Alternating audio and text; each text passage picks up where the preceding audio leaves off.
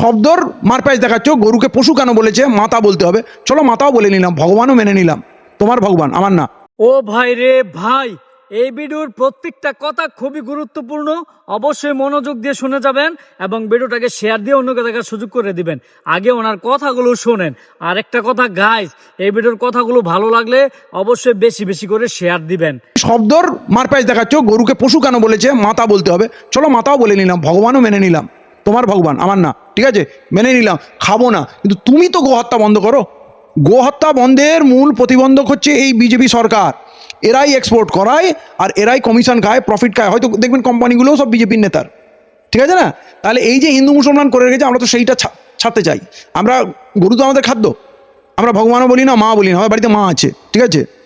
আর মায়ের মর্যাদা এইরকম ইসলামে শেখানো হয়েছে কি মায়ের পায়ের নিচে জান্নাত।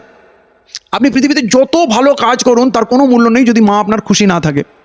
অর্থাৎ মা কি জিনিস, মাকে কীভাবে রাখতে হয় আমরা জানি।